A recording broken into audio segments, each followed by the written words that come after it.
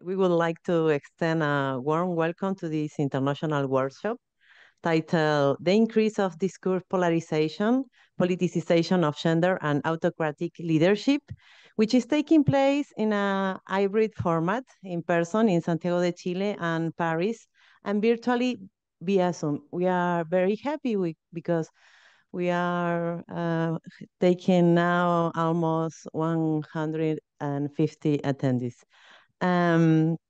Maricel, Vice President of our RCE in Political Sociology, and I organized this event thanks to the financial support of the International Political Science Association, IPSA. This event is divided in two sessions. We will have presentations from leading experts in their fields. We are honored to have international guests such as María Esperanza Casulo and Rocío Anunciata from Argentina, Isil Turkan from Turkey, and Cassie Esbarapa from India. It's a privilege for me to introduce these presentations, which aim to shed light on discourse polarization, the politicization of gender, and autocratic leadership, both at the level of political parties and within society, as well as international leadership in Europe, Asia, and Latin America. I don't want to be stricter for the rules, but I would like to remind everyone that time limits must be respected. So we have time for discussion after the presentations, which should last no more than 15 minutes. The presentations will begin with our panel from Paris, coordinated by my colleague Maricel. I will now hand over to her so we can begin. Maricel, the floor is yours. Thank you very much, Lucia, for your introduction, your presentation. So I also introduce myself also for the people in this room and the people online. I'm Maricel Rodriguez Blanco. I'm Associate Professor of Sociology at the Institut Catholique de Paris. I am very, very happy to introduce this panel.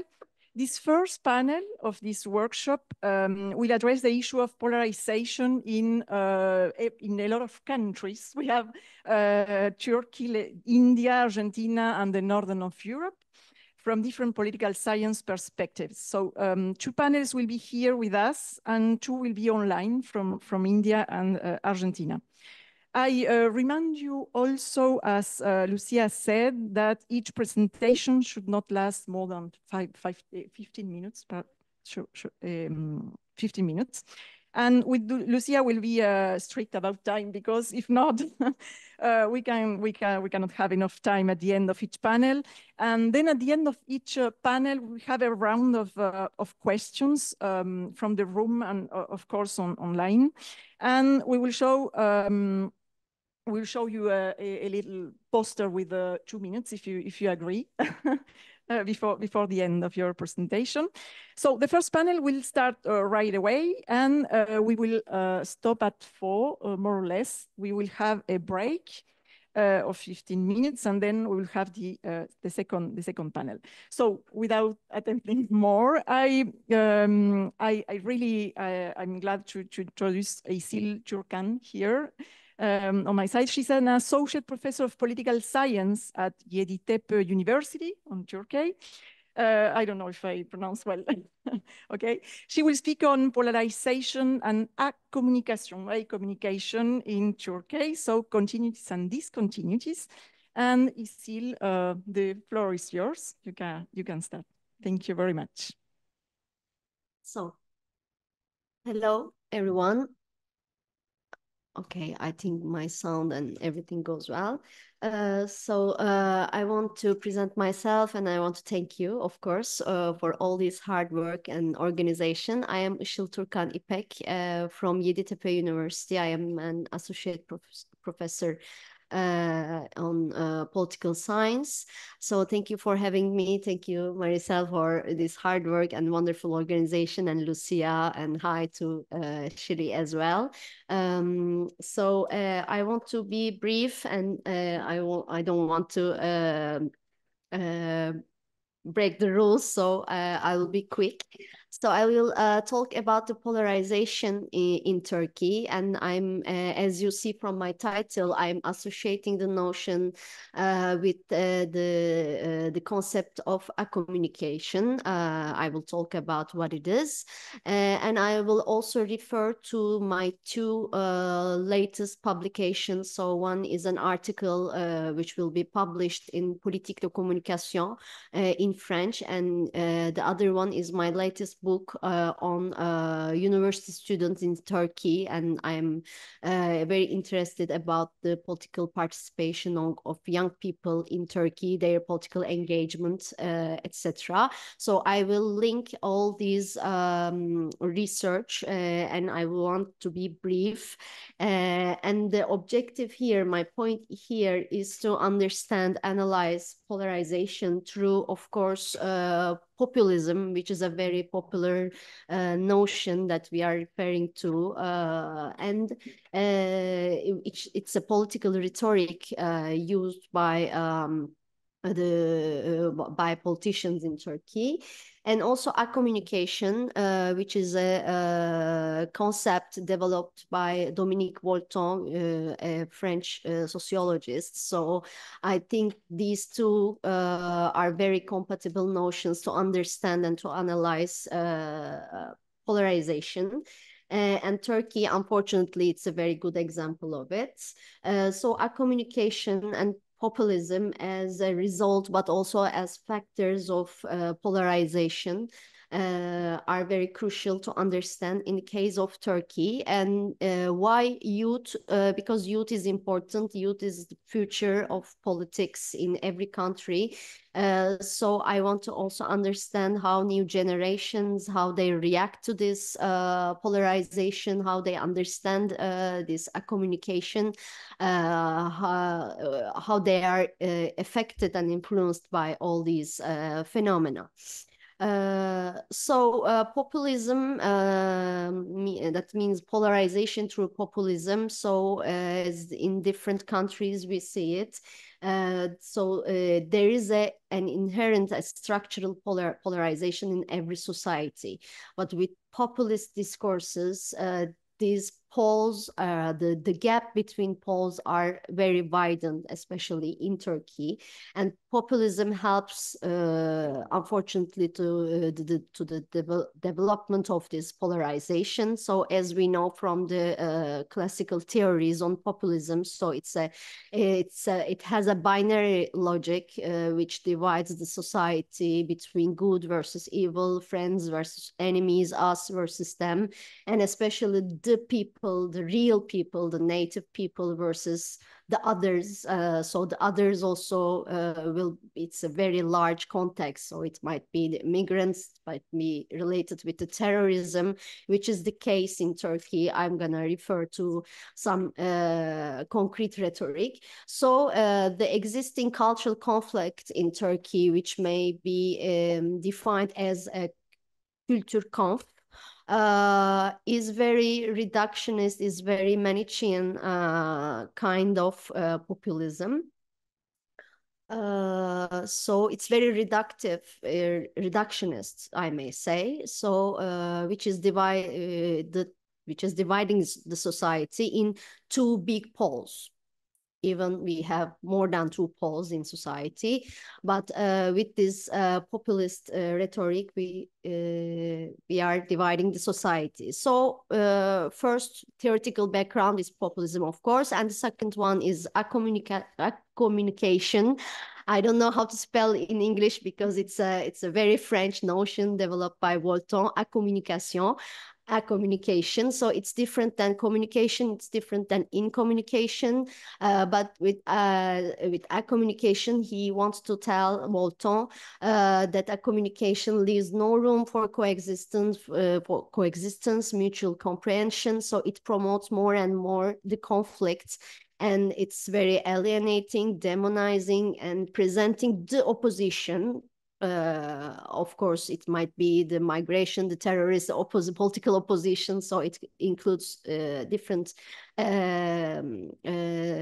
subject. So it creates and it presents the other as an incomprehensible other, which is widening more and more the polarization. That's why I think very important to use all these together in order to understand and analyze the polarization.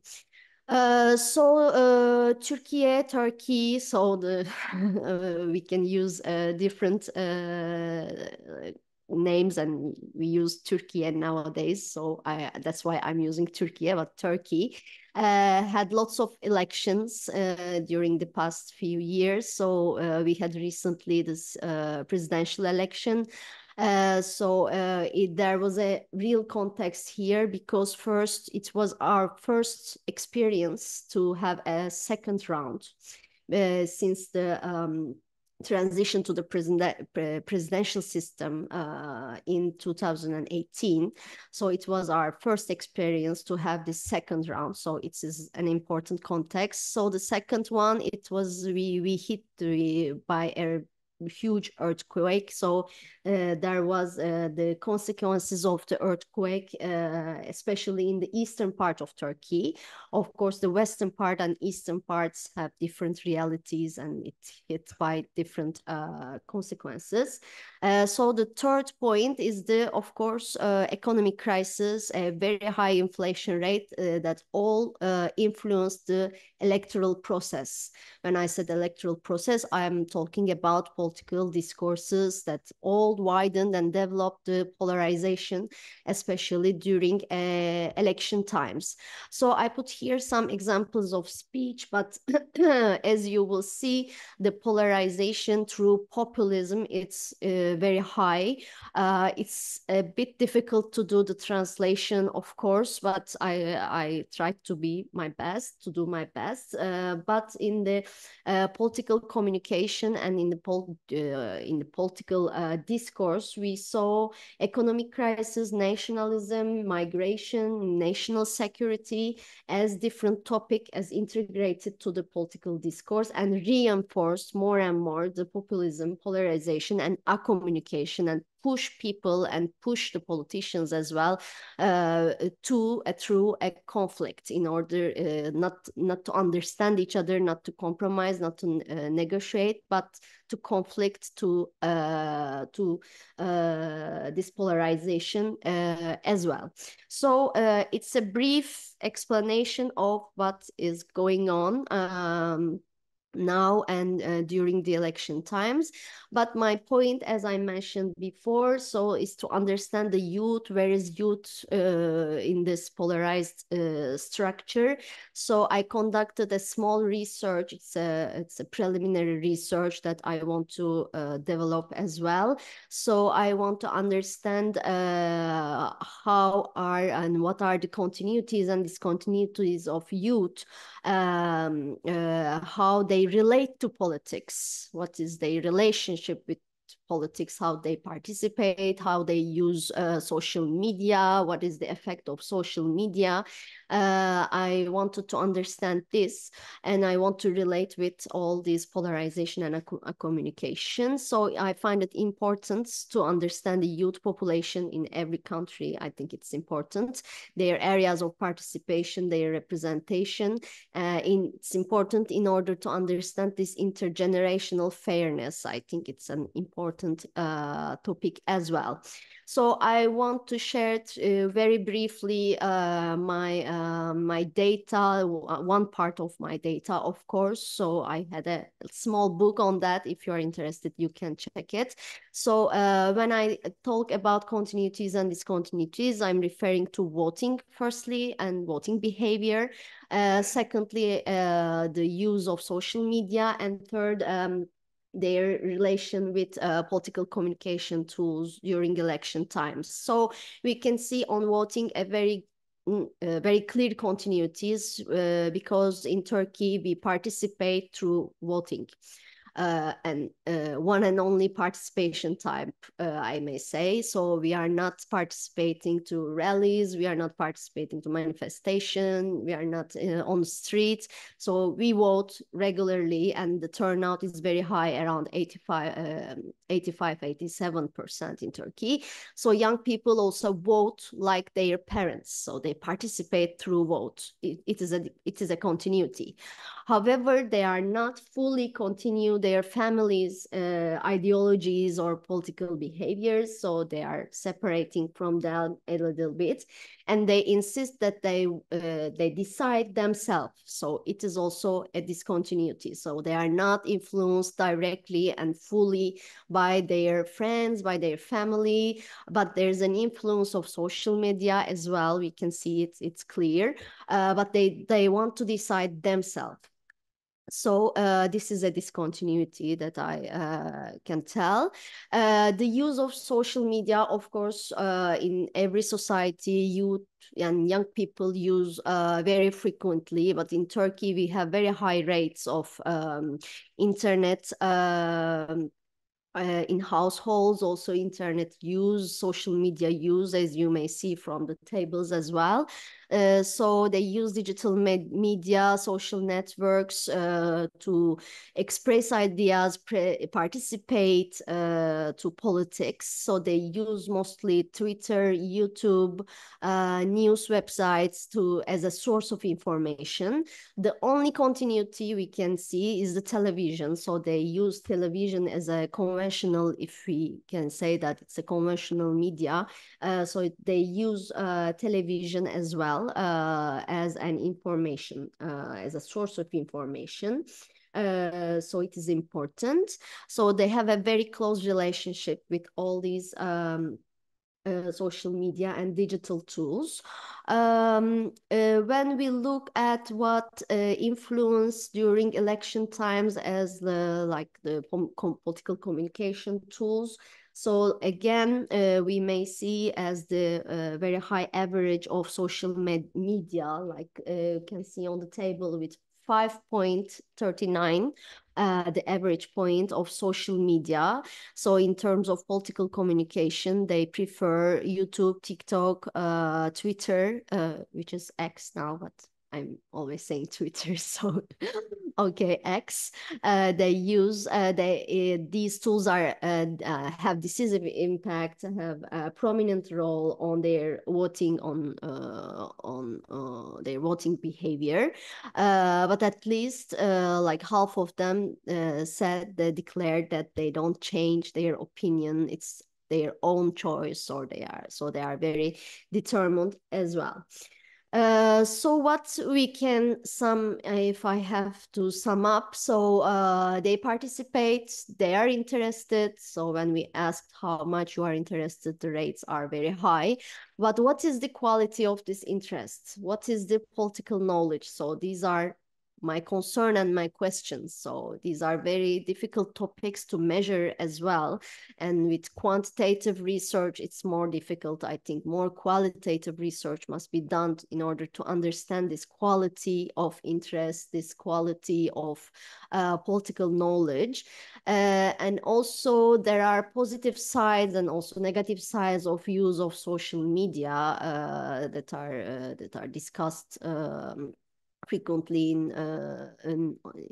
the literature as well. So it's good. It's a positive role on construction of diversity, political expression, developing political knowledge, and it gives some liberty, of course, social media. But Twitter is a very reactionary space in Turkey. So are these young people, through my research, I see that they are following the tweets, they are reading the tweets, but I see that they are just passive communicators. So they are not active, they are not reactive. So this is the negative side also. And also another negative side of the social media is it grows populism, it grows again the polarization. So it's a very big dichotomy, like diversity or polarization. So it blocked the local participation of youth and young generation. They are really inactive youth in Turkey on local democracy process because of centralized decision-making process, but because also because of polarization. So they are like passive communicators. In my opinion, but we have to work on that. So we have to develop future politics in order to engage more and more young people into politics. So we can not only accept the turnout and participation through vote. Further research will help to understand, and I think further qualitative research we have to do in order to understand how youth see the polarization in Turkey, how they understand or how they are affected by this communication. So the impossibility to comprehend each other. And also we have to understand youth as not a monolithic block. So we have to use in plural. So there are different youth categories in the rural side, in urban side, in eastern and western have different characteristics. So as a social fraction, it's not a block, monolithic block, but it exists in different forms. That's why I think on doing new qualitative research in order to understand these reactions of young people. So my final question is, will it lead this situation of polarization and a communication sourced with populism, of course? This will lead a form of hyper-democracy, which means a greater participation and a greater engagement among youth, or it will result in hypodemocracy. These are the notions used by Anne Muxel, and again, French political scientist. It will lead to apathy, to anger, to disengagements. So we will see during the next elections, perhaps, or if we will be able to develop a new research before the elections, perhaps we can understand more deeply the situation of youth in Turkey. So yeah, I'm finishing with these questions. Thank you. I hope I'm in time. Thank you very much for listening to me. I'm open to questions, and thank you very much. Thank you very much, Isil. So I will introduce now Kasi Eswarapa. So Kasi Eswarapa, he's an assistant professor at the Department of Tribal Studies, Art, Culture, and Folk Literature at the Faculty of Tribal Studies in Indira Gandhi National Tribal University in India. So his presentation, well, you can see the title. So the floor is yours, Kasi. You have 15 minutes. Yes, thank you. Because there is some technical issue, that's why I'm not showing my video. And thank you very much for the Committee of Political Sociology, especially Lucia, Maricel, and Stephanie, and all others, and for giving me an opportunity to participate in this workshop on polarization, broadly speaking, and the increase of discourse polarization. For this, I choose a topic related to my own state, Andhra Pradesh, and I'm venturing into a bit political science. Kindly excuse me, because basically I'm an anthropologist. So I'm trying to see how I mean polarization in especially India and especially my state. So my presentation is like polarization of underprivileged classes in Indian electoral system in the state of Andhra Pradesh as a case study. So here I want to discuss because this presentation mainly focuses on complex phenomena of these underprivileged sections or backward classes, what we call in India, in their role, and then especially polarization of them in the Indian elections, examining its historical roots and also political implications. And also my presentation dwells into the historical context of the caste system and the emergence of backward classes as a political force and their voting pattern, and especially the impact of the reservation policies, or what we call affirmative action policies outside India. So when we come to historical context, see when I said caste system and how it has its impact on Indian politics, because I divided this into three stages or phases. Like in ancient origin, it has ancient origin. For example, caste system, which is a hierarchical social structure, which has existed in India for centuries, and which is shaping the social relations, societal relations, and influencing the political dynamics. And later during the British period, we know, as you all know, because India was under colonial rule for almost 100 plus years, more than under British rule. So they reinforced the caste system, and especially they introduced the concepts of scheduled caste and scheduled tribes, and which has further, increase the state of the marginal status of these groups. And after we got independence, post-independence era, when we had our own constitution abolished this caste system and especially untouchability, and implemented the reservation policies in order to promote social justice and also empower the backward classes of India. So how emergence of backward classes as a political force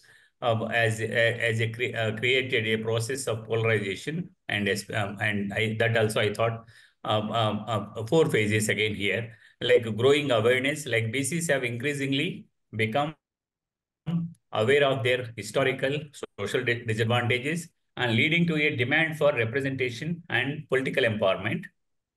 And then second factor, political mobilization. Political parties have tried to actively seek to mobilize to these BC voters and recognize them as a potential force, to influence the election outcomes. And the third factor is rise of leaders. Several prominent backward class leaders have emerged, and they try to advocate the rights of their communities, interests, and also influencing the political discourse across India. With this across India, we find a lot of these BC leaders. For example, Uttar Pradesh is one of the biggest state, and Bihar, and we have like Samajwadi Party, and then Rashtriya Janata Dal, and these people headed by the BC prominent leaders who are very famous leaders actually.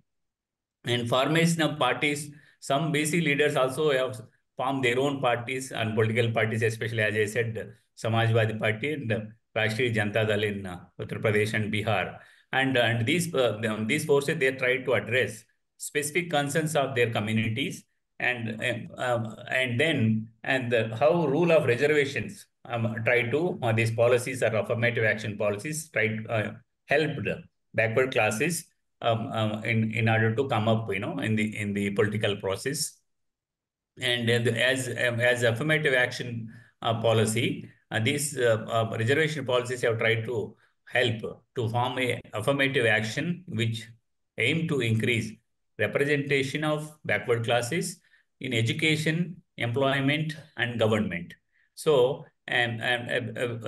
otherwise, it is unimaginable for them to come up in the society, and especially in the employment and entering into the government sector. So this rule of reservation really helping them to come up in their social ladder. Second, social mobility. Reservation policies have contributed to increased social mobility among backward classes, providing opportunities for education and employment. When it comes to social mobility, there are a lot of studies, like especially sociologists like M.N. Srinivas and others from India, Indian sociologists and anthropologists. They contributed immensely, and especially M.N. Srinivas proposed the concept of Sanskritization, where the Sanskritization, lower caste, what he means to Sanskritization, lower caste communities, especially backward classes, they try to imitate the activities of the upper caste in order to come up in the social life, especially performances, rituals, social functions, like that. And then, of course, there are some controversies also regarding the reservations, because everyone feel that, as there is something, because when you are giving reservation, so it is at the cost of the merit. So there were a lot of concerns, and especially, and as we all know, when OBC reservation introduced after the recommendation of the Mandal Commission report, all over India, there were a lot of, demonstrations, especially Mandal politics. Opposition groups, especially, who majority of them upper caste, they opposed the OBC reservations. Same communities, when the present NDA government came, so same communities, because majority of them general caste, and then they are already in the higher echelons of society, they are ready to get 10% of the quota from the present government. So then influence of this BC leaders action outcomes. So here also I have 4 points I framed, like a charismatic leadership. A charisma is playing an important role for this and community representation and political alliances.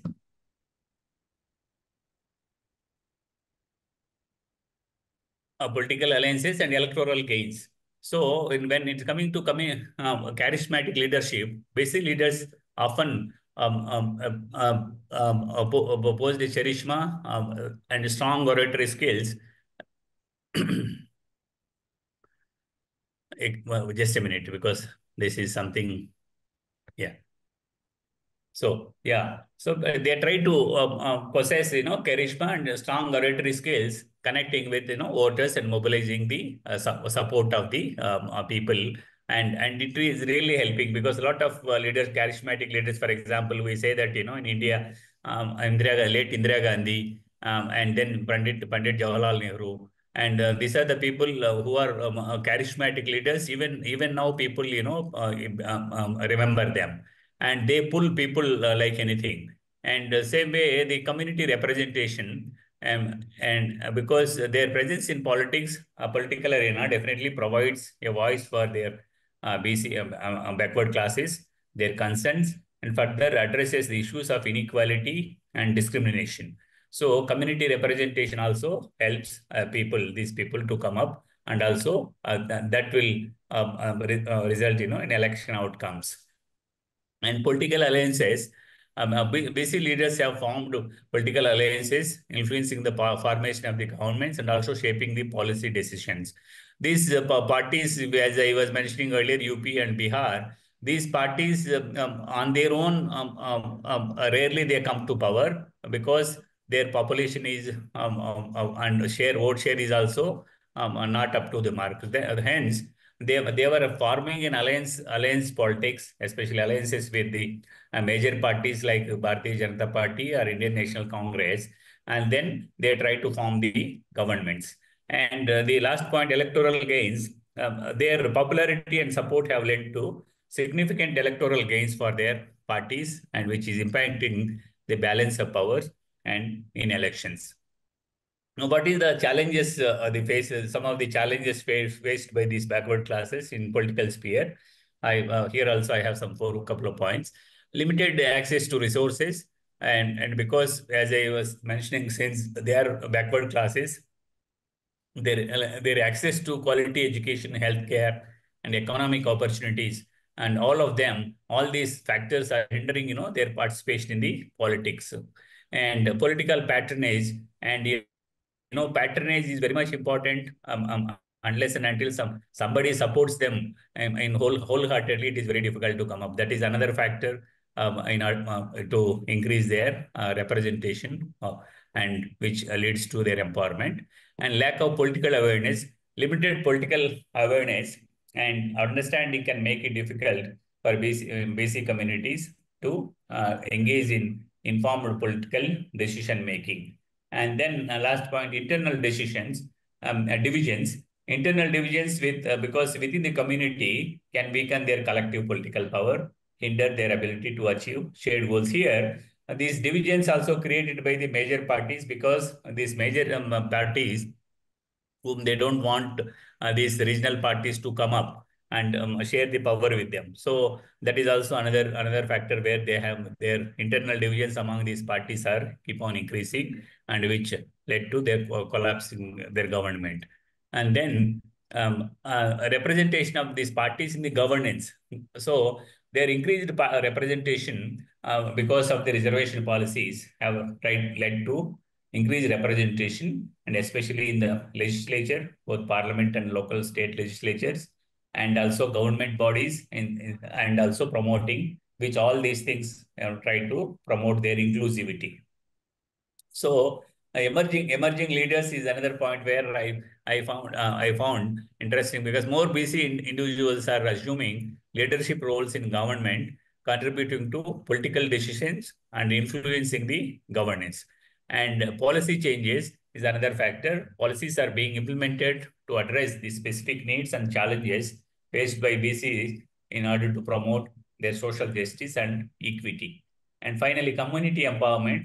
BC communities are becoming more empowered through their participation in governance and fostering collective action and development. These are the factors how BCs are able to represent in the governance. And impact of polarization on the Indian electoral system. So here I thought of some couple of points. Regionalism and identity politics. This polarization has led to the rise of regional parties and identity-based politics, fragmenting the political landscape. Because, as I said, a lot of regional parties have come up in India post, especially after the LPG liberalization, privatization, and globalization. But otherwise, earlier only one party, single party or two-party systems were there.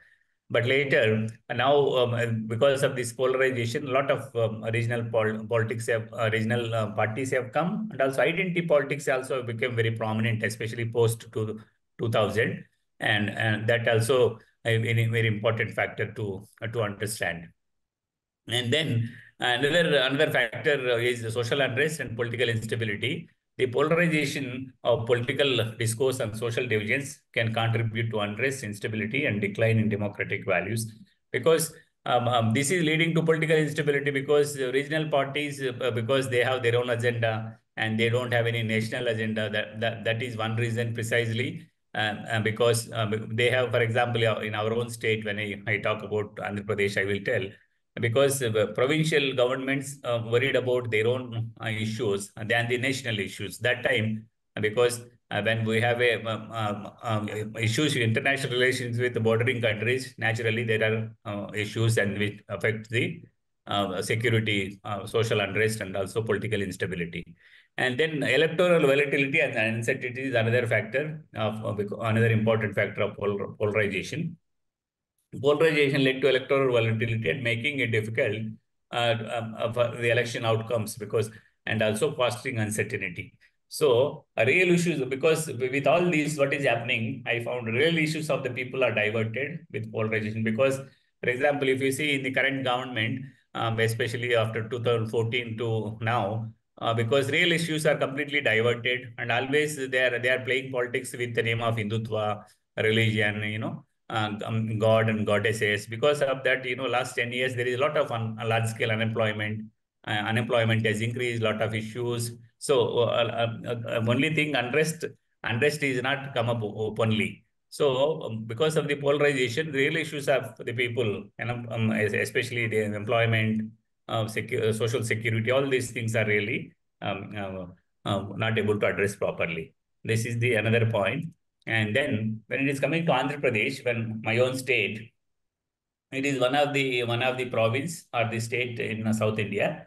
So it has almost a population of 9.52 crores, and I have a given male and female ratio. Polarization resulted because, as I was saying, emergence of the one of the regional party known as Telugu Desam Party in electoral politics, and this party came in order to counter the continuous power of the Congress, actually Indian National Congress. So, and this party came into existence with the notion of supporting backward classes by its founder, is famous film actor NTR, and later this party has taken over by his son-in-law Chandrababu Naidu. So, during the initial years of its power, numerous BC leaders have emerged as leaders, in Andhra Pradesh.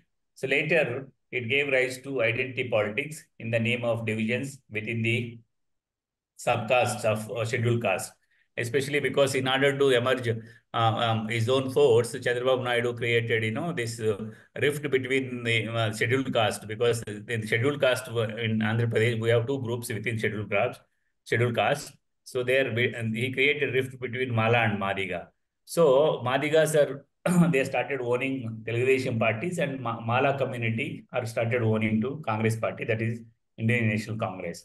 So then later, during the current regime of NDA at the center also, polarization helped to create social divisions among Hindus, and by the name of religion, and especially by BJP and TDP, and now Janasena Party, another film actor, has entered in Andhra politics.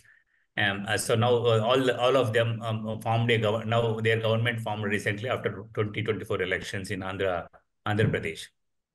These BC leaders started shifting into attracted to this. Later, another phenomena what I could notice, these backward class leaders have started shifting towards right-wing ideology due to their caste or jati politics or Hindutva politics, in order to because these people keep on raising about their gods and goddesses. So naturally these things became as a symbols, or identity markers for these local BC leaders. This has further led to electoral volatility, where people are divided into caste and jati lines, actually. This shift in a way sidelined or diverted the real issues of the people or masses, such as because from all these issues diverted, especially from the real issues, like basic communities are not there, unemployment is increasing, poverty, there is a lot of poverty, lack of education, and health infrastructure. So, in order to conclude, because how to address this, addressing inequality and fostering inclusive democracy, it requires addressing the historical and social factors which contributing to backward class polarization. This includes promoting economic empowerment and ensuring quality education, strengthening social safety nets. And by promoting social justice and equal opportunities, Indian can create a more equitable and harmonious society. That end of my presentation. Thank you very much for your patient listening. I welcome your questions as Maricel said in the end of the presentation. Thank you. Yeah. Thank you very much, Cassie, for your presentation. So now I propose I introduce Rocío Nunziata, who is here. Hi, Rocío. Hi. She's professor of political science at the Universidad de San Martín in Argentina, and independent researcher of the National Council of Scientific and Technical Research, so the CONICET in Argentina. Rocío will share also a PowerPoint, and she will talk about polarization in Argentina in the case of Milei government. So, well, the floor is yours, Rocío. Thank you very much. Thank you. I am very grateful for this invitation to participate in this great workshop. I am not sure if I will talk exactly about polarization, but it's near. So my presentation will address an ongoing research project that incorporates elements for two work in progress. On one hand, a significant portion comes from some focus group that I conducted in October 2023 with Milei's voters, while the other part stems from very preliminary studies, not really studies, is more like a research agenda about the president's use of social media, especially X or Twitter. The general argument posits that Milei's voters did not have a defined radical right-wing ideology in common, which implies that we should be cautious in interpreting his electoral victory as a shift of the electorate to the right, like a right turn. But however, the radicalization and so the increase in polarization is amplified and fostered from the position of power, from the presidency. The analysis of the case like Milei's could guide us in two directions. One more sociological interpretation emerged from various ongoing and recent studies about Milei as seen as an outcome of changes in the electorate, particularly appealing to young men and informal workers who did not benefit from state assistance, for example. And it also seemed to be a case close to that of Bolsonaro in Brazil, which was interpreted as the result of the mobilizations of different conservative sectors that began during the protest of June 2013, bringing together different groups like neoliberals, neoconservative, evangelicals, and others. But we can also have this more political interpretation because academic specialists in the new rights in the Latin American region showed that the increase in right-wing electoral offer in different countries was not accompanied by a significant ideological change in public opinion. Rather, it was more like a response to dissatisfaction with the previous government's performance, and so it not imply a right turn in the electorate. And some authors also have recently emphasized the weight of negative identities, that voters react expressing their rejection to a specific party rather than supporting the proposal of a candidate. So our hypothesis was most following these readings, the political interpretation, and suggesting that among Milei's voters, we would find a consensus around the anti-political dimension of his discourse, meaning the rejection of the caste, the political class, but not necessarily in the economic, redistributive, or cultural dimensions. Between October 9 and 12, 2023, we conducted 10 focus group with voters of Javier Milei, with people that have voted for him in the PASO elections. That means the obligatory, mandatory primary elections that we have in Argentina. The advantage of conducting focus group for this exploratory research were twofold. On one hand, to gather new information about a problem that has not yet been very much studied, with openness to unexpected ideas or unexpected interpretations. And on the other hand, to understand how opinions are formed and how individuals react to the comment of others, especially since the aim was to observe the effect of the political and correct ideas that Millet expressed in his speech. So I want to be quick, and I will show you some quoting, some citations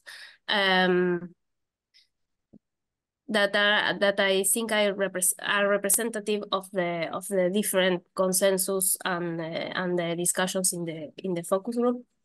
Among the participants, there were a clear consensus around shared feelings of uncertainty and fear and anger, as well as a whispered agreement with Millet's discourse against the political class or the caste. Here we have more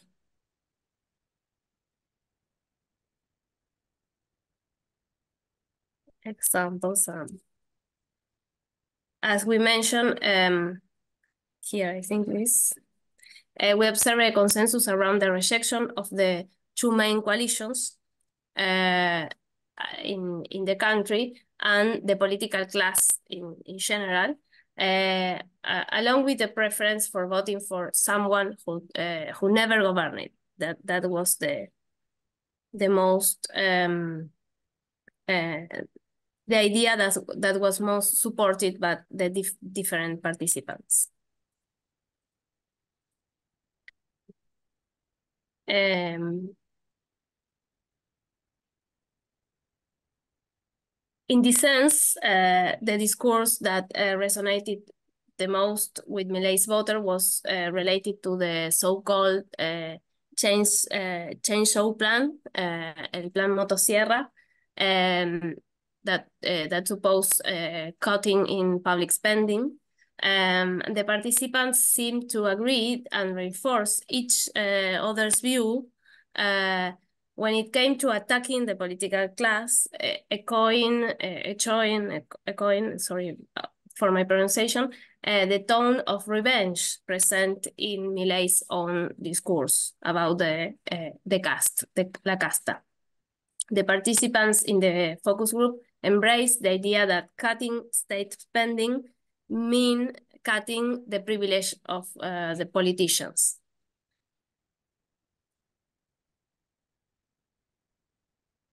An element that emerged in the focus group was the appreciation of Millet's personal attributes and the recognition of his leadership. There were not consensus regarding his political incorrect and vulgar way of speaking and acting. For some people, some participants, that is a problem. And for others it's a virtue. But however, there was an agreement around the idea of Millet as a frank and sincere person. Participants highlighted and value the notion that Millet is someone that who tells the truth, even if it's a painful truth.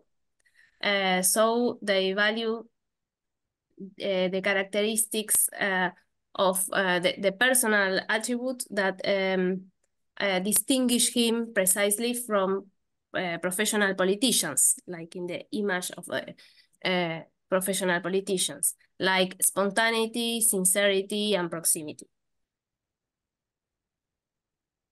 Like for example, not having the necessity of moving in the street with security, or like the possibility of being dancing around the people without a concern of the security.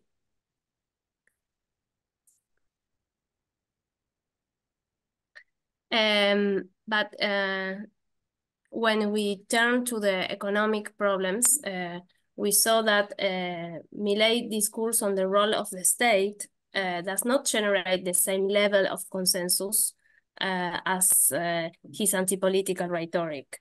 Participants were disappointed by the state inefficiency, but they don't believe that its regulatory role in social activities should be eliminated.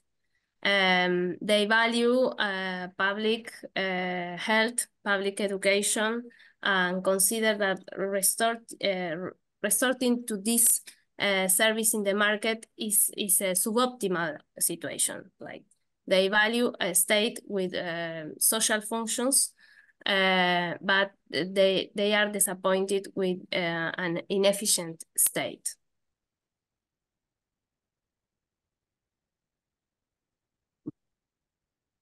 And one of the unexpected elements that the focus group revealed was a particular interpretation that Milei's voter had of the educational voucher proposal. It was a proposal made during the campaign. The voucher, for example, is interpreted as a measure to expand rights within the framework of a demand for a greater equity. They want more equity, for example, in the access for public goods, for public service. Because they feel that who use public goods are in a disadvantaged position compared to those who access private goods. Participants understood that the voucher would function as a personal subsidy assistance, allowing the beneficiary to choose, for example, which institution to study, a public one or a private one, and to pay for educational institutions that would otherwise be inaccessible to them.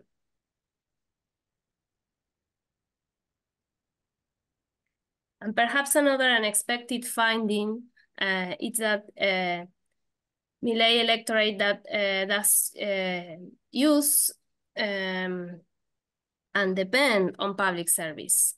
They are not people that are away from the public services, but they depend on it.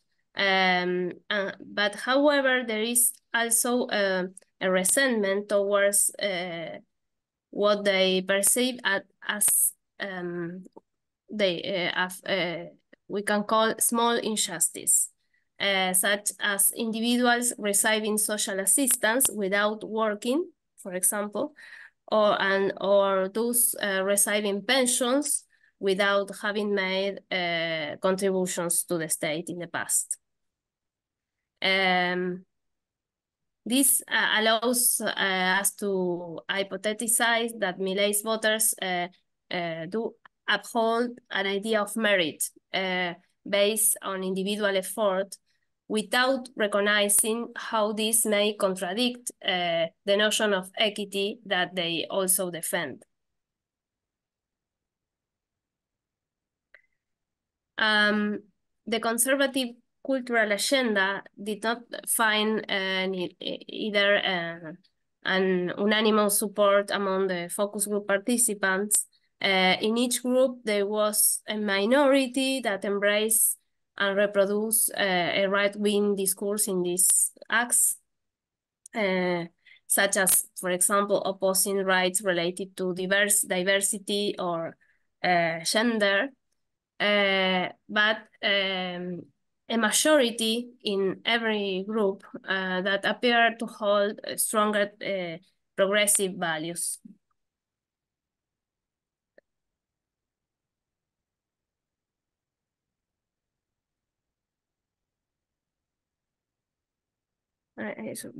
In general, there was a consensus on supporting the right to abortion, for example, and the general sexual education in schools, known as the ESI in Argentina, and rejecting the unrestricted carrying of firearms.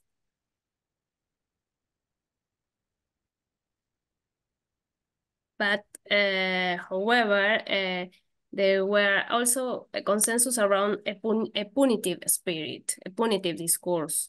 Many focus group participants recount incidents of insecurity that they have suffered and show a position in favor of self-defense in case of criminal attacks.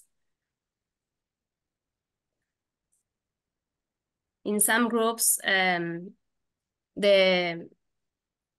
some groups, the discourse around conservative values was more prominent, particularly in the Mendoza group. It's a province in Argentina, which was the only one where someone defend the last dictatorship and support the theory that it was a civil war. But at the same time, in another group, for example, there was a participant who had related disappear in the last dictatorship.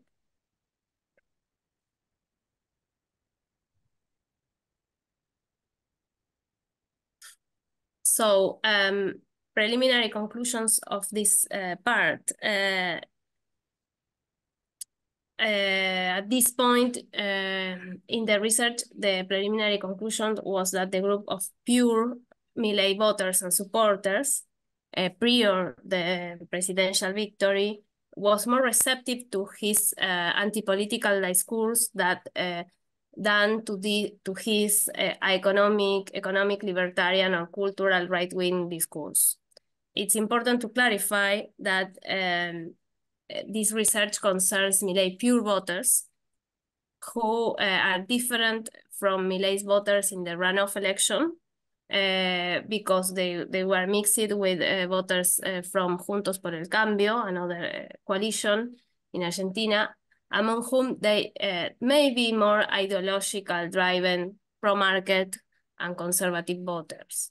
And the pure voters of Milei are also different from the activists and the militants, like the active supporters, who were often young men and very skilled in social media campaigns and hold positions that continuously polarize against progressivism, such as, for example, the cultural battle against the gender ideology. So the contribution of this research is to show that the polarization which assumes an alignment of positions on different issues as it is presented in contexts where radical right populisms emerge, does not necessarily originate from society, but instead is fostered from positions of power. And while it is evident that radical right populisms articulate very heterogeneous and contradictory positions among themselves, represented by groups of actors that constitute the coalition. In the case of Milei, for example, the anti-abortion groups and the neoliberal groups. The perspective of the pure voters that we incorporate through this research allows to better understand the predominance of negativity and the fragility of the constructed ties. These preliminary conclusions led to the second part of the research, which for now is merely an agenda because I have not been able to begin a systematic survey about that. But the hypothesis that I want to share with you for the discussion is that the polarization is promoted from above, especially through Javier Milei's use of Twitter or X since he assumed the presidency. So the study I conducted during the campaign on Milei's social media revealed that he received support from Twitter users, influencers, and streamers and trolls who amplify his discourse through accounts like, for example, El Peluca Milei on X, or channels from YouTube like for streaming like Breakpoint. Even though his personal account did not post as much content. So he posts not so much publications, but other accounts that we call satellite accounts or profiles amplify his speech. This changed when he became president, and his activity on X or Twitter increased significantly, reaching up to 300 tweets per day, with likes and retweets from many accounts that spread fake news and amplified hate speech. So he began to repost like discourse that promotes polarization, promotes the different views of especially affective polarization.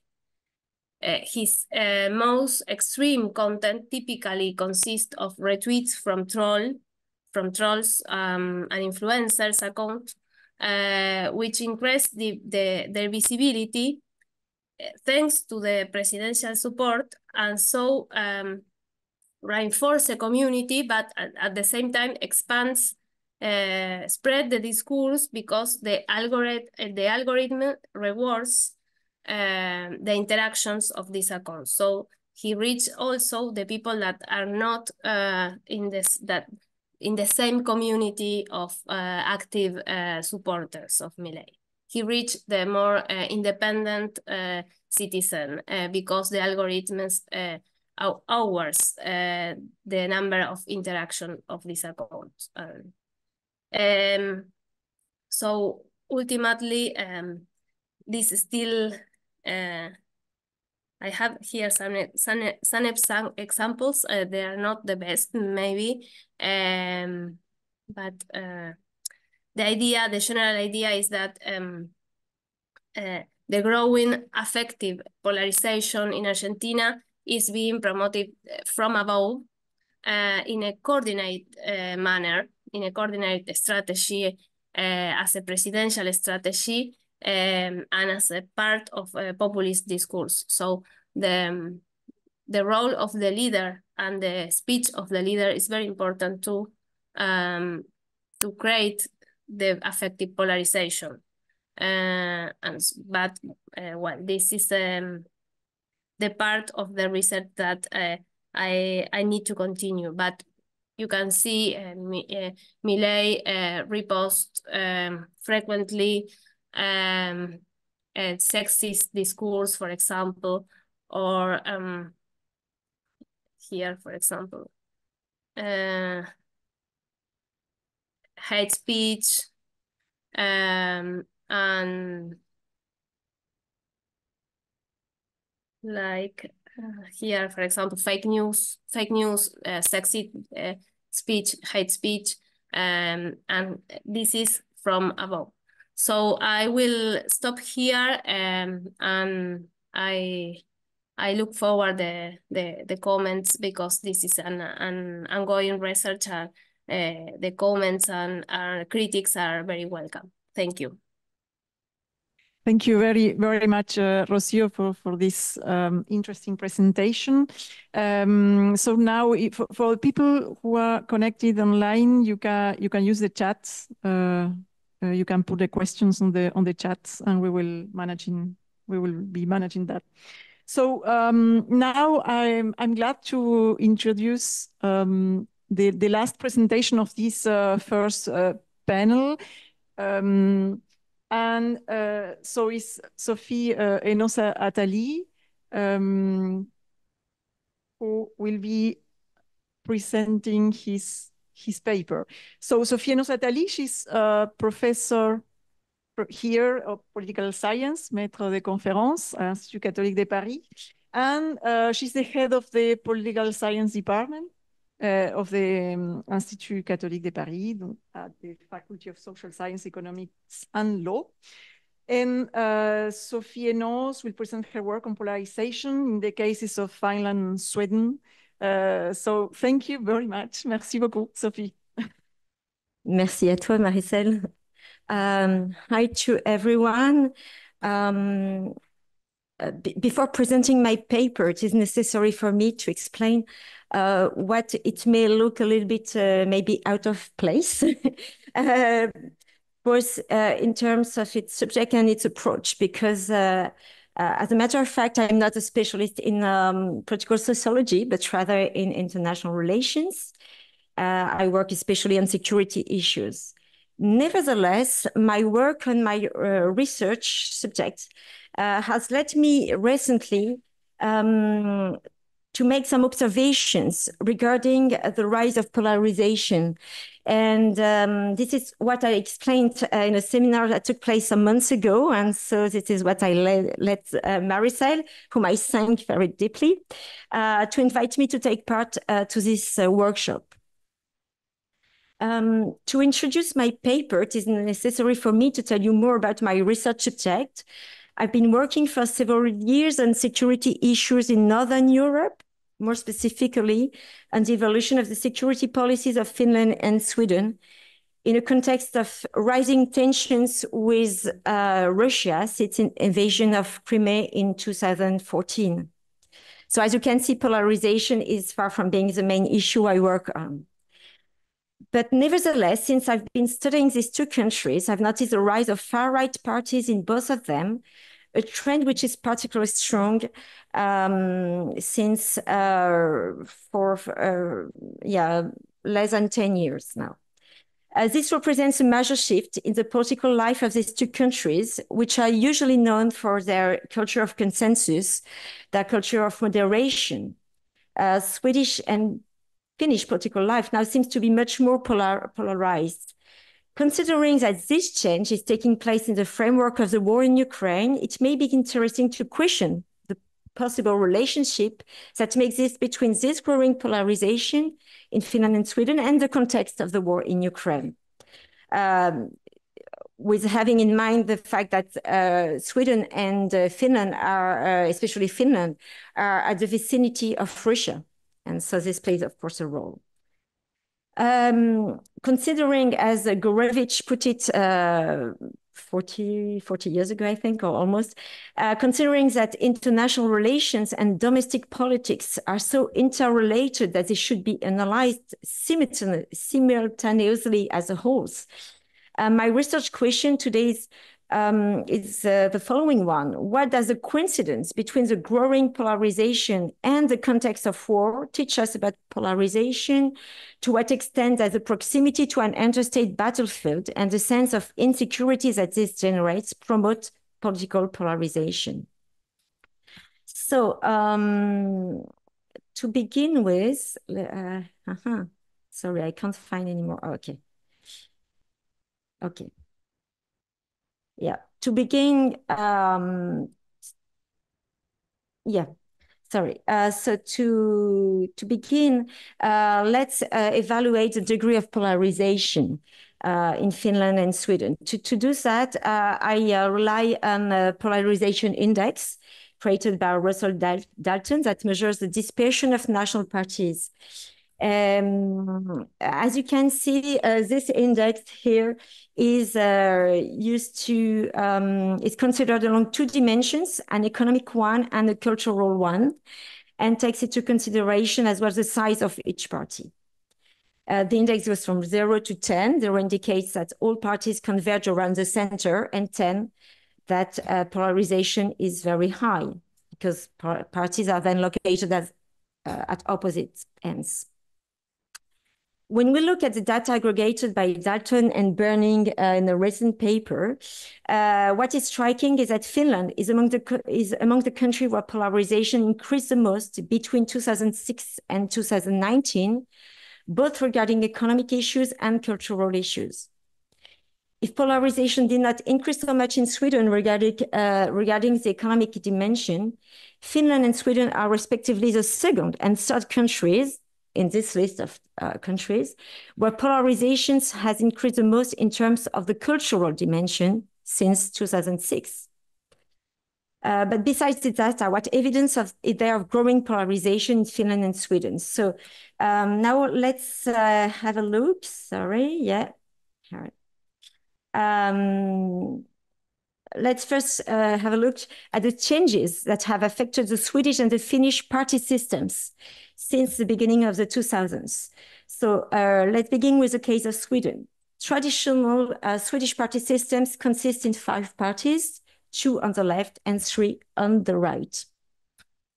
But from World War II until the beginning of the 1990s, the Social Democrats dominated the political agenda. And then the party system from 2006 till 2019, the party system was 2-block structure.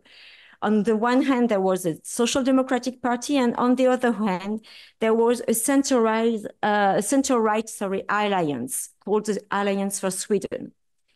And then the arrival of a new party, the Sweden Democrats, changes model, the SD, Sweden Democrats, forming a 3rd bloc. And the Sweden Democrats, so let me tell you a little bit about this party. The Sweden Democrats is a party which was founded in 1988 by a previously active member of the neo-Nazi Nordic Reich Party. The SD had their first locally elected representatives in 1991, and they entered in parliament in 2010. But with only 5.7% of the vote. But then they doubled their vote in 2014, and in September 22, they arrived in 2nd place at the national election, as you can see beneath, with 20.7% of the vote. So now they are not in the government, but they were able to impose a condition on the parties that formed the government coalition, because the government coalition is dependent on their support at the parliament. So they play a big role now, political role. Now let's move to Finland.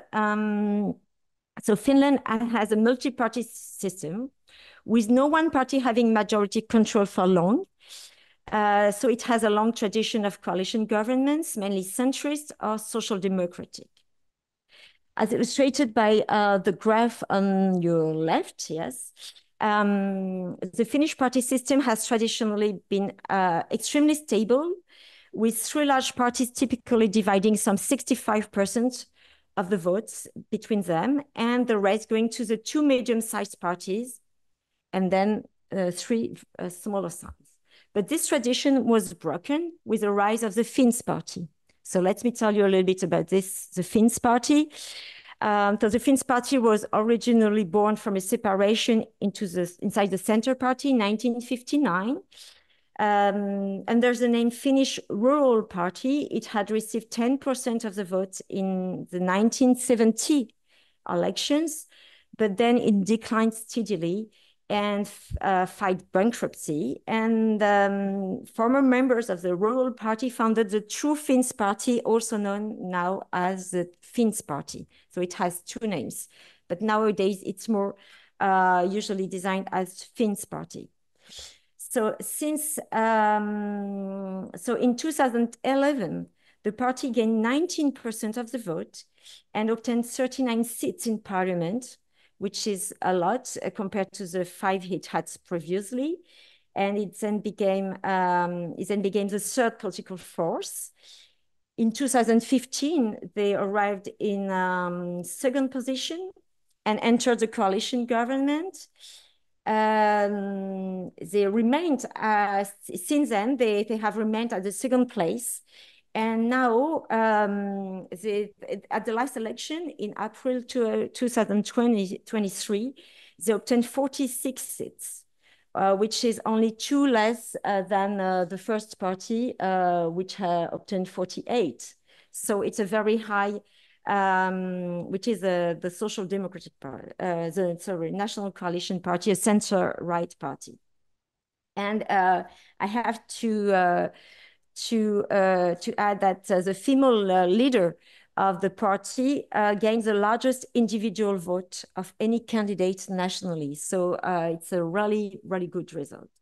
So we can see that both in Sweden and Finland, two parties that were not at the center of the national political life before began to gain popularity in the 2010s, and thus transformed the party system in both cases. So we can, and considering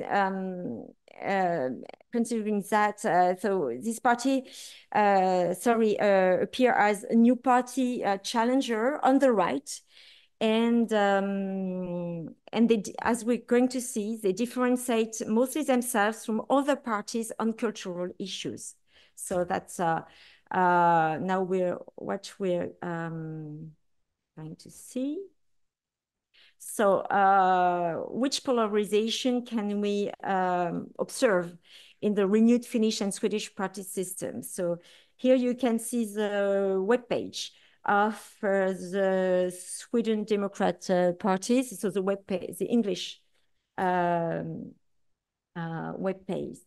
So as you can see, when we go on to this, the first thing, I think this is maybe the best summary of their position: vote for a better Sweden.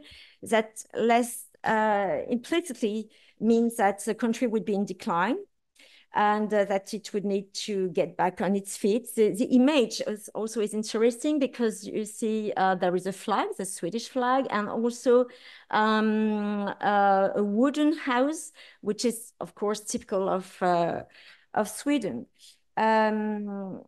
The main themes of their program are, there are four main themes. Two have to do with economic issues, and the two other one deal with social issues, namely immigration and security. The mottos are: we want a serious migration policy, and we want a safe society. Besides, the Sweden Democrats have specific position on issues such as gender and environment. For example, the party is opposed to gender quotas and emphasizes the nuclear family as the best family model. And regarding environmental issues, it tends to prioritize Swedish interests over climate measures. And they criticize emphasis put by the red greens, they call them the red greens on wind power, for example. And they have a very good opinion on nuclear power, what is very different from the majority of Swedish parties. Let's now move to Finland. The image also is, as you can see, is very representative of Finland, lake, the snow, the wood, which is very important in the national economy. And the motto is very interesting: vote Finland back. And also the explanation, if they say it is to defend, I think you can read here, it is to defend and promote the interests of Finland and the Finnish citizens. On its webpage, the party presents itself as, quotation, a patriotic and Christian social party that promotes national interests. Beyond helping disadvantaged, agreed, and marginalized Finns, quotation, the party explains its politics are based, quotation, sorry, on Finnish history and Finnish culture. And another and last quotation: Finnishness is felt in the heart. It will remain there despite the change of the world. So there is a focus, of course, on national identity and also a focus against immigration. As in Sweden, the Finns party, considering its good result, obtained concessions from the other parties of the government coalition regarding immigration and integration, which are the main themes of their program. So in the light of this development, we can affirm the existence in Finland and Sweden of a growing polarization, which is not primarily based on economic issues, but mainly on the focus of both parties on immigration, the defense of national identity, And in the case of Sweden, I'm going to tell you more about it in a few minutes, on security issues, especially the high rate of crime in the country, because Sweden is one of the European countries with the highest rate of crime. And also regarding Sweden, the Sweden Democrats, there was also a focus on questions regarding education. So this is the general political landscape right now. So now let's now question the possible link between this growing polarization and the context of the war in Ukraine.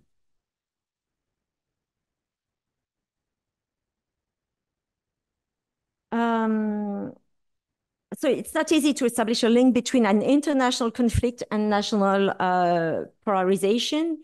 And of course, the Finnish and Swedish cases are no exception to this difficulty.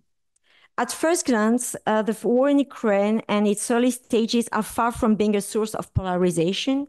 On the contrary, as it is often the case when a country's security is threatened, the war in Ukraine seems to have given rise to a unanimous movement in Finland and Sweden. As Summer wrote it already in 1906, the exigencies of war with outsiders are what make peace inside.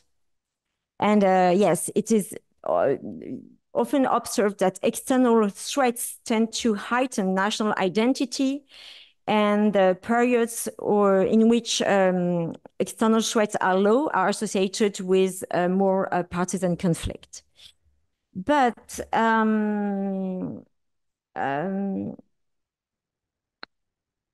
and this is what we observe in Finland and Sweden, because regarding the decision they took after the beginning of the tensions between Russia and Ukraine, and of course the decision to be candidate to NATO after the outbreak of the war in Ukraine, these decisions were taken without much debate at the domestic level. So apparently, far from generating polarization, the war in Ukraine has fostered political unity in both Finland and Sweden regarding foreign affairs.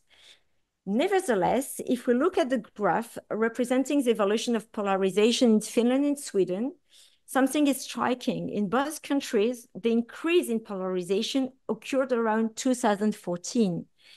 And 2014 is not just any year. 2014 is the year when Russia invaded Crimea.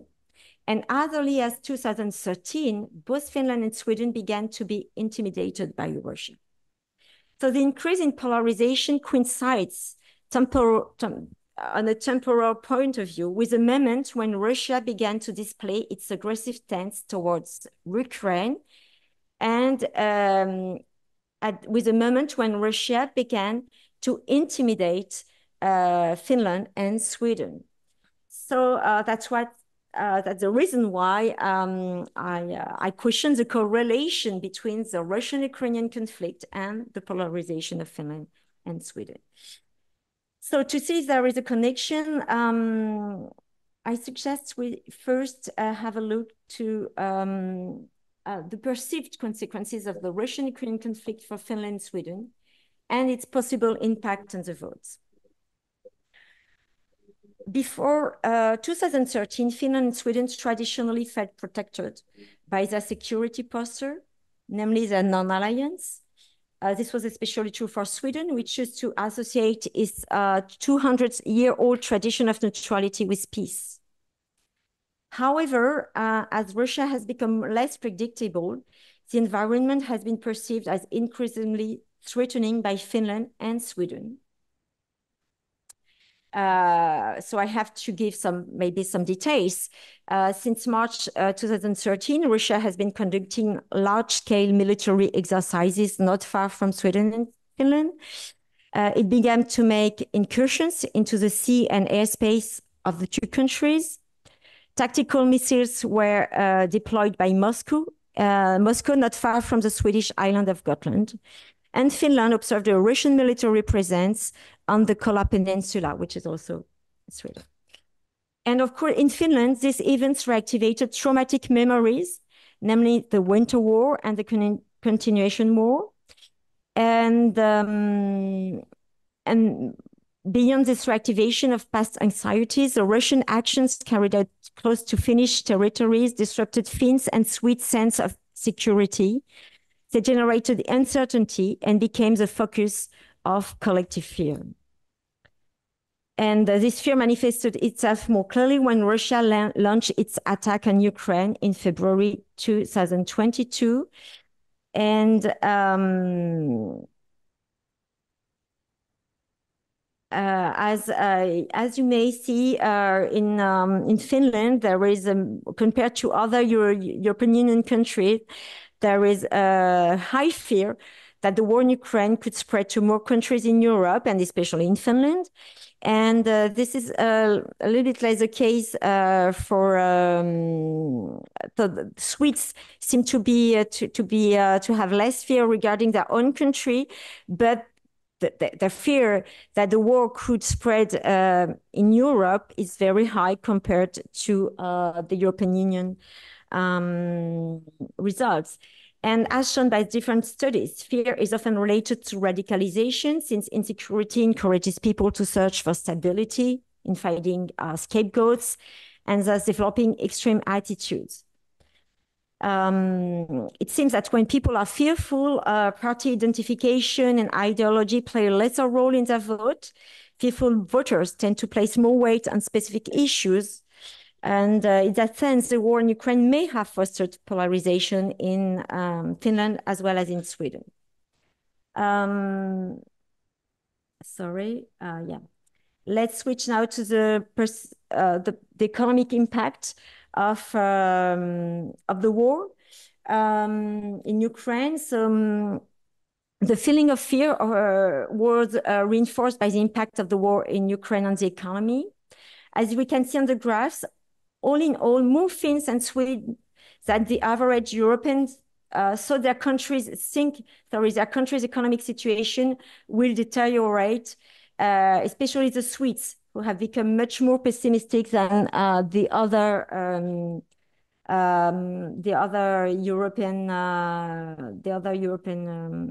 Europeans. Sorry. And hence, the war in Ukraine has had an impact on Finland's and Sweden's economy, especially in terms of inflation. And the economic consequences of the war are particularly high in Finland, since the country is much more dependent on trade with Russia.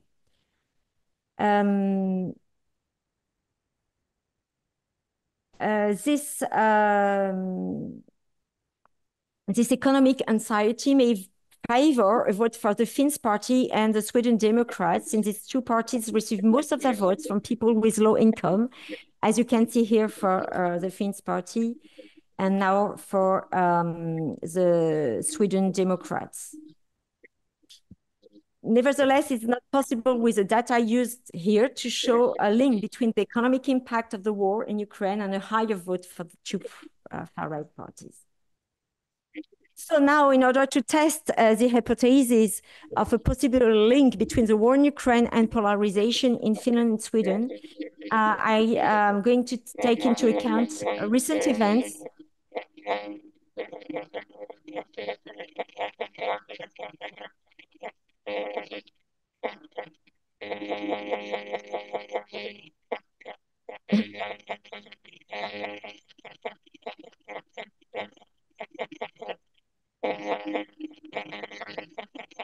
I'm sorry, here somebody has micro open, maybe? No.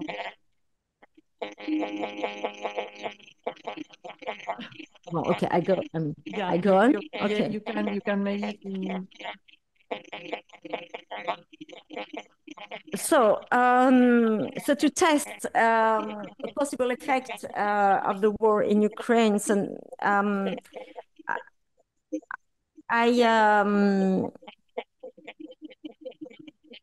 I suggest to take, I'm going to take into account indirect consequences of Finnish and Swedish, consequences of the war in Ukraine on Finnish and Swedish homeland security. Since the last national elections, Finland and Sweden have suffered indirect consequences of the war in Ukraine. And I'm going to focus on two indirect impacts. In Finland, one major indirect impact of the war has to do with immigration. The question here is not about refugees coming from Ukraine. There are about 44,000 Ukrainian beneficiaries of temporary protection in Finland. And according to a recent study, their integration is quite good. And the arrival of refugees from Ukraine does not give rise to negative reactions in Finland and is not perceived as a source of insecurity. But what causes more concern in the country is the fact that from summer 2023, Russia allowed and even pushed immigrants from Middle East and Africa to cross the border with Finland. At the same time, people from Russia tried to enter Finland through the Arctic. So there is an instrumentalization by Russia of immigration and this instrumentalization of immigration by Russia, of course, fuels the feeling of fear in Finland, and with it, the anti-immigration rhetoric of the Finns Party. And this is, and it led the government to take immediately measures to close the border with Russia. Regarding Sweden, the war in Ukraine has indirectly put the country in danger. Actually, Sweden has experienced growing insecurity for some years, with, as I mentioned, it's the second highest gun crime death rate in Europe. Much of this violence has nothing to do with the war in Ukraine, but is rather linked to drug and gun crimes. And we know that this plays a big role in the good results of the Sweden Democrats. But the feeling of insecurity has been heightened by several attacks on Swedish interests abroad in the context of Sweden's bid to join NATO. These attacks have to do with the reluctance of Turkey to ratify the admission of Sweden into NATO.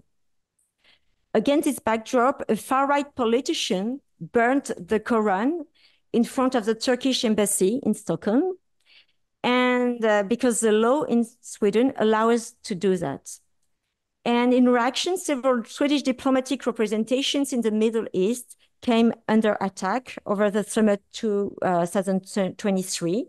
And in Belgium, two Swedes were even killed in the framework of a soccer competition, I think. And the argument that was given was the fact that in Sweden, you can burn the Quran. And once more, the Quran had been burnt because in the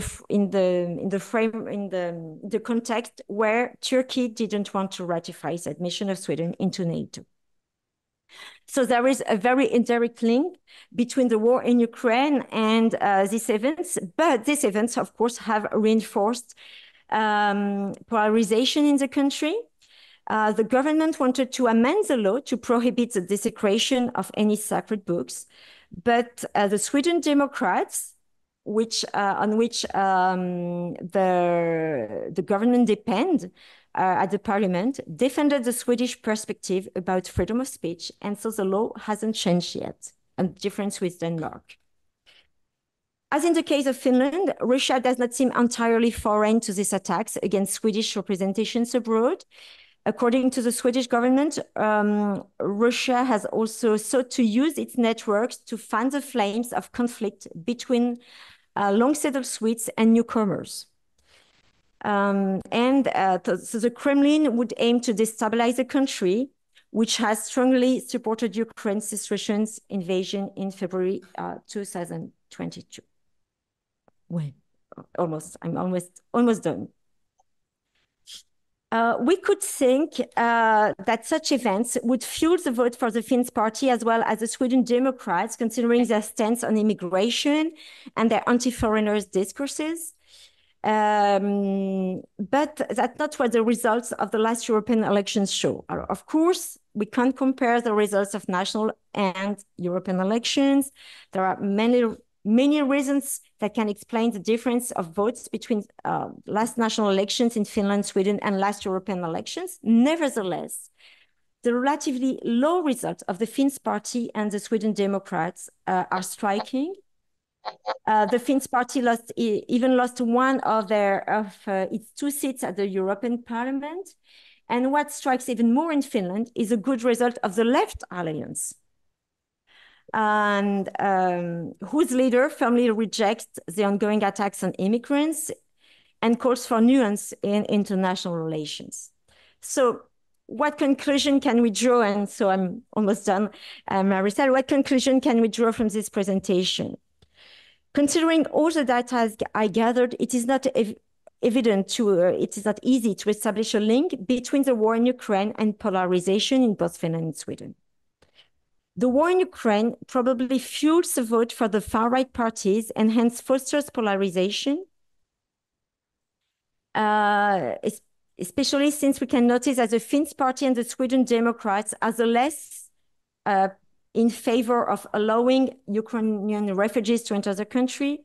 They are more opposed to accepting higher energy costs due to the sanctions imposed on Russia. They are opposed to the membership of Ukraine in the European Union. And so they have positions that are quite different from the other parties regarding the war in Ukraine, or subjects linked to the war in Ukraine. But nothing enables us to say that most of their voters chose them because of these positions regarding the war. My conclusion is that it's above all the sense of vulnerability the war generates that makes the war in Ukraine a contributing factor to the war, to the polarization. Thanks. So if you have some questions, you can put them in the room. I don't know. If not, we have some questions on the chat. So there's one question of Rocio. She has 2 questions. So maybe you can also take the micro, Rocio, and put yourself the questions. Or if not, I can read them. Some strange noise. Well, I will read them. So, sorry. Yes. Do you prefer that I read the? You can read them. questions? Yeah. Yeah, I think it's better. Okay. For easy, I want to ask you, who or what promotes? I love this concept of a communication or a communication, a communication. But I want to know a little more about who or what promotes the a communication, and if the concept of communication behind the idea of a communication imply that communication is similar to deliberation. It's an exception concept of communication. That's my idea and my question. And for Cassie, I want to ask him if the polarization linked to the, I don't know the term, the working class or the BC, about that he talking about, is a different type of polarization than the value-based or attitudinal polarization that is so whispered today, or in the case of India, is it framed in terms of identity recognition? I don't know if maybe I'm more clear in writing, because with my pronunciation, I don't know if it's clear. It's okay. Okay, thank you. I think it's clear. Maybe we can now read also the questions of Cassie. I don't know if Cassie is connected, but he's asking also a question to about to Rocio about the idea of affective polarization. If Rocio, you can say something more about this concept of affective polarization. And he has another question to Isil. Maybe we can sum this question too, and then Isil, you take some minutes to answer. So the question to Isil is polarization hampers communication, or communication helps to polarization in the current political scenarios of Turkey and elsewhere? So I have some questions also for all the panel and for Isil. Maybe if you can say something more, but really quickly about voters and the relationship between right-wing ideology. In the case of Rocio, she says that these voters are not a direct connection with the right-wing ideology. And what about the voters in Turkey? Yeah, that is the question. And then maybe we can yeah, you can take. You can start and in the order, and then Cassie, you can take also the micro to answer your questions, and then Sophie, I have some questions for you also. Thank you.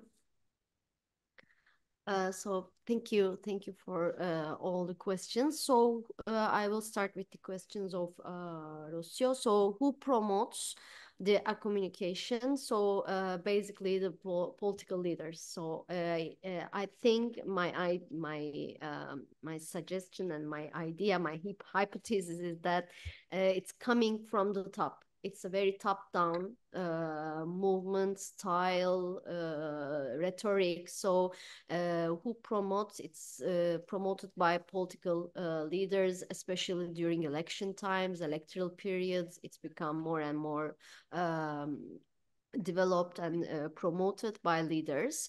So the communication, it's coming from the top. So it implies deliberation. No, it is not related with deliberation, because in the deliberation we have to understand each other even if we are not in the same point. Because the communication is like this. We are not sharing the same points. We are contradicting. We have different opinions, but nevertheless, we can talk. We can exchange. The deliberation implies that. In the case of communication, explained by Dominique Bolton, this is not my concept, so I'm referring to him. He said it's not about the understanding, mutual understanding. So he explains through conflict, through division, that replace the efforts to understand each other. So this notion is really related with alterity and with rejection, with denial of communication. So in Turkey, we are at this point, so we are very far from understanding each other. Some leader talk, some other one try to respond to him, and he's tried to legitimate himself because he is very under attack. So especially during election times, it's really about attacking the other. So it's perhaps you may say that everywhere is like this, but it's becoming more and more deep and problematic with the fake news that Rocio and you mentioned about it during your presentation, with fake news, with manufactured consent, manufactured videos. So I have lots of things to say about the last elections, but I don't have so much time. But so we saw very lots of manufactured manufactured videos and photos, putting the leader of the opposition with terrorists, with PKK terrorists. So these are very nonsense communication. So that's why a communication, it's not related with deliberation. So there is no room for negotiation. For Cassie's question, so polarization blocks communication or communication helps to polarization. So it's very a vicious circle. We are in a vicious circle. So more and more we see polarization, and this polarization become more accurate with a communication. So a communication blocks or helps to the polarization, and with all this source of populism, it becomes bigger and bigger. So it is a very vicious circle, cercle vicieux. Donc, so communication could not help positively to polarization, because in the case of Turkey, we cannot really talk about the communication or compromise and understanding. So in the situation of our communication, we are more on the polarized side. So for your question, Maricel, which is a very good one also, so voters and the political behavior of young people, when you say voters, and the right-wing ideology. So I'm not sure. I don't have very good data, because my research was on a very small group. So that's why it's a preliminary research. So I want to widen it, and with a more focus groups and qualitative face-to-face interviews. So as I had the idea from my data, that they are not inclined, the young people in Turkey, they are not directly or fully inclined to right-wing ideology. So as Rocio said, so this is not related with ideology, but this is related also for Turkey with policies, the liberty, the young people. Even there are economic problems, huge economic problems for youth as well, for everyone in the country, but for youth as well.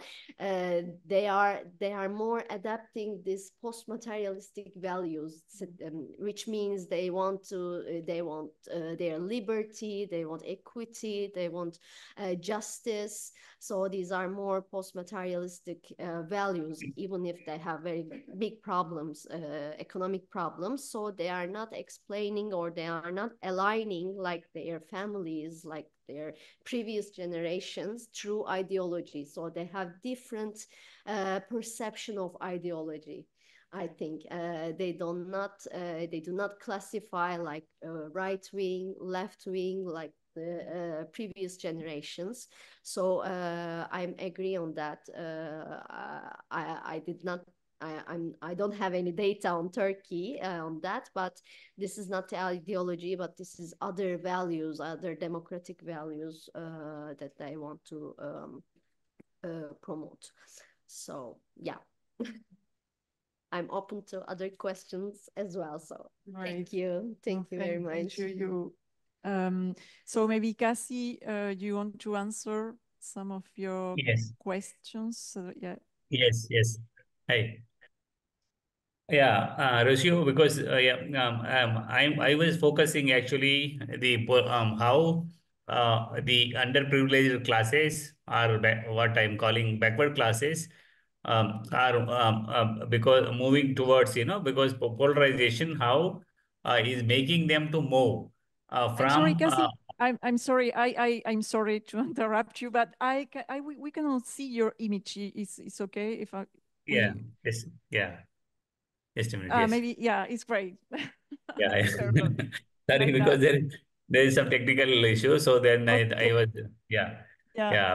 So I was trying to focus actually how this polarization is forcing underprivileged classes, especially in during the elections time in general, and also otherwise actually. So this is especially because when right-wing governments are there now across, because I was thinking originally in India only, but all over the world we see that presence presence of right-wing governments now.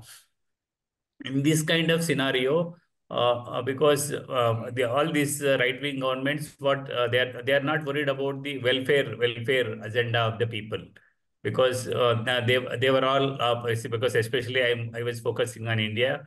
There is a shift from welfareism to the multinational corporations, where because of that these people are affecting so much.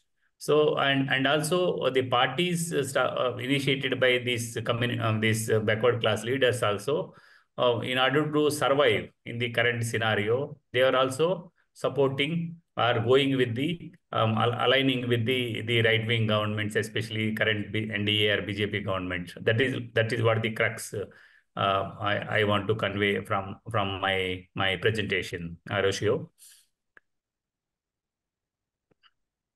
Thank you. Thank you very much. Yeah, thank you. So maybe Rocio, you would like to answer? You have a question about the affective, the concept of affective polarization?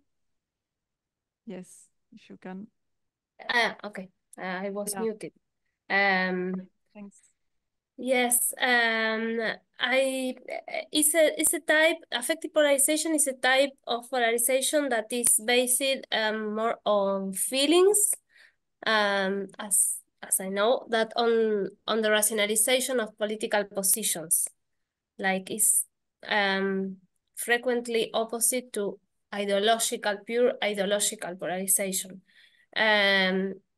This concept emphasizes the increase in positive feelings towards the one's own group or identity, and negative feelings towards what is called the out group, the exo group. In my opinion, this type of polarization is encouraged when articulations of different positions are legitimized from power. It's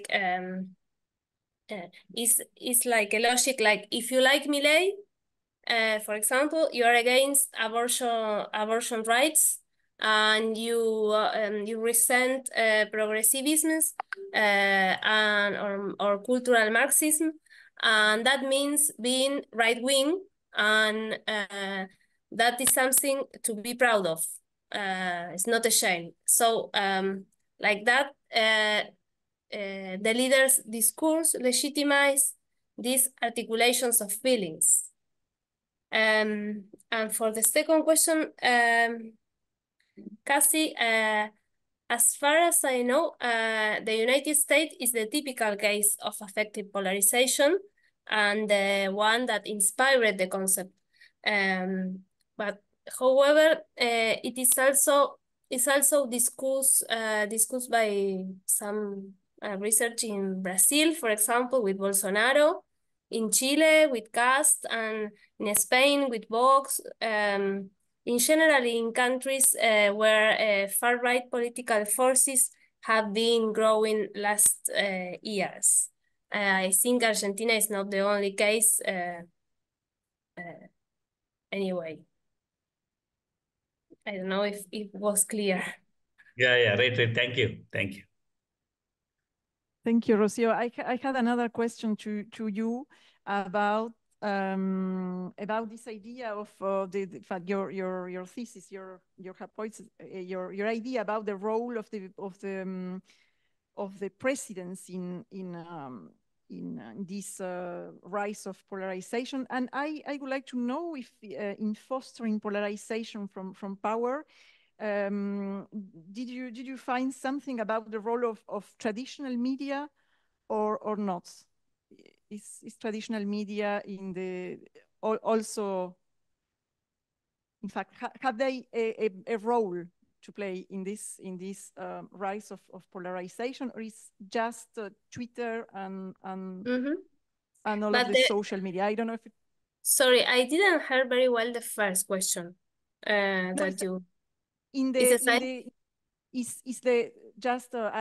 said that it's your idea about the polarization from power. the polarization, the role of the presidents in this rise of polarization.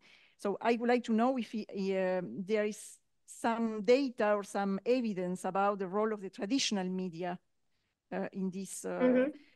Like, for instance, when you say the state inefficiency, that this discourse of a lot of young people in Argentina about the state inefficiency, is there some role of the media, of the traditional media, in this in spreading this kind of discourse, or not? What do you think about? Of course, yeah. I think that the traditional media was very important in the emergence of Milei leadership and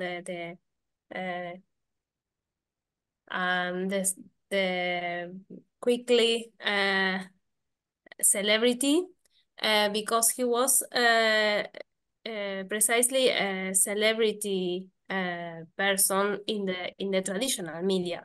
As I said during the campaign, for example, he used social media, but not so much. He was more like a TV person, like a TV celebrity. He was invited to entertainment and political talk shows, and he became famous because of that.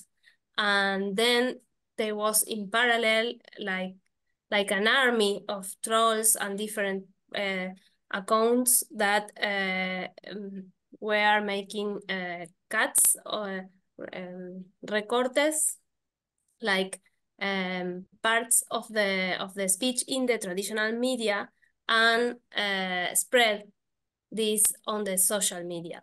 But I think that, for example, the discourse about the inefficiency of the state is not necessary in the point of polarization. This is, for example, an opinion that people can sustain, but the polarization, and mostly the affective polarization, is more like the articulation of different issues, of different feelings. That was something that I don't find.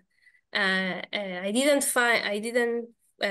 find in the focus group, but in the social media, there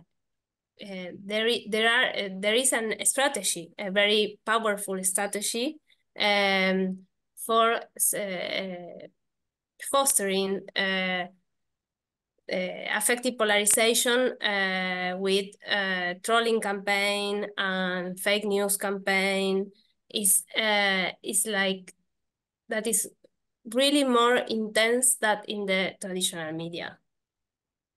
The traditional media had a role, but I don't know if it can be so easily associated with this strategy on social media, because it's like it's favored also by the algorithm. So it's I don't know. I think there is clearly a difference in the scale of the role of the media. I am not sure here to answer about the difference in the type of in the gender. Sorry. In a scale is much more important the social media, but I am not sure about the gender of the difference in the type of role in promoting polarization. Sorry. Great. No, I don't know if the answer, but it's very clear. Thank you very much. So maybe I had another other questions, but I would like to listen to Sofia also. So there is a question from Cassie, I think, here in the chat. So Cassie says, Your presentation is very interesting, especially, Sofia, in the times of war in Ukraine and polarization. Can you explain how do we understand the situation in Gaza and now Iran is entering into the situation of war will lead to the Third World War in the case of Middle East? The question or crisis of Middle East. And I would like to add another question if you allow me. So a question about the, you said finally the question of polarization in Finland and Sweden is a matter of cultural issues, if I understood, cultural issues, I mean immigration and all of that. But I was wondering, what is the reality of that kind of immigration issue in those countries? This is one question. And the other one is how could I, or how can we measure, how can we obtain data about fears? It's a question that I have. I think we have not the answer, or there's no one only answer at that question, but I will be really interested in knowing how we can measure those kind of feelings, those kind of affective feelings. So, because it's a kind of discourse, like a declaration of people. So, so thanks for these questions. Just since I'm speaking just after Rocio, I just want to give some just information regarding the use of social media as well in the polarization and the countries I study, because I don't only study Finland and Sweden, but also other countries where there is polarization, especially Austria, and in all of them, there is the far right parties use a lot social media for their campaign, and even regarding the Sweden Democrats, they have been accused very recently of having used like farm chores to send to be present in social medias, and this likes you call them, I think, satellite groups. Rocio, it's almost the same regarding the Sweden Democrats. It seems that they develop fake news. So just to say that we can see also the use of social media by far-right parties is very high in the European countries I study. That was just. Regarding Cassie's question, from what I know, the situation in the Middle East may have played a role, especially in Sweden, where there is a tradition of the country has a tradition of being more being closer, to I would say to the Palestinians or whatever. But what is interesting is the debate that occurred during the European elections. As in France, the left alliance in Sweden focused not on the war in Ukraine, but on the war in Gaza, and much more than on the war in Ukraine. But I don't have enough data to say that may have played a role in the choice of voters. So I'm sorry. Yes, maybe we can continue with the question after a brief coffee break, because we should normally start with the second panel in half past 4 in France and half past 11 in Santiago de Chile. It's okay, Lucia. I think maybe you can only summarize what you were saying, and then we continue after. Thank you, Lucia. I'm going to be very to be very quick. Yes, of course, it's difficult to measure the fear, the feeling of fear, especially since it's a feeling. But I would say there are signs.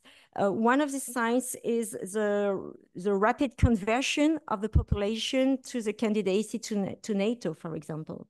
I mean, the population, both in Finland and Sweden, was totally opposed to that, considering that it would put, to be a member of NATO would put their country in danger.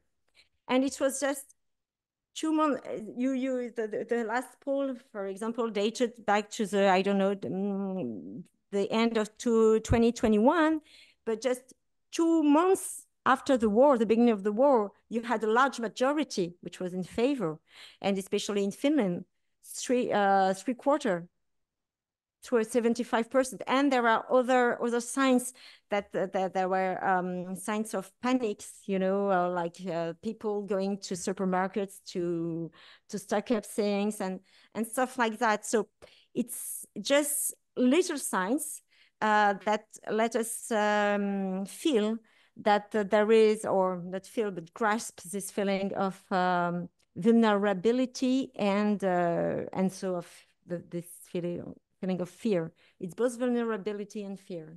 But I'm done. Thank you, Sophie. We will continue in 10 minutes. If you agree, Lucia, we can make a little break now. Yes. So yes. yes. It will be great. Okay. So for you, we will make the break now. We will be back in 15 minutes.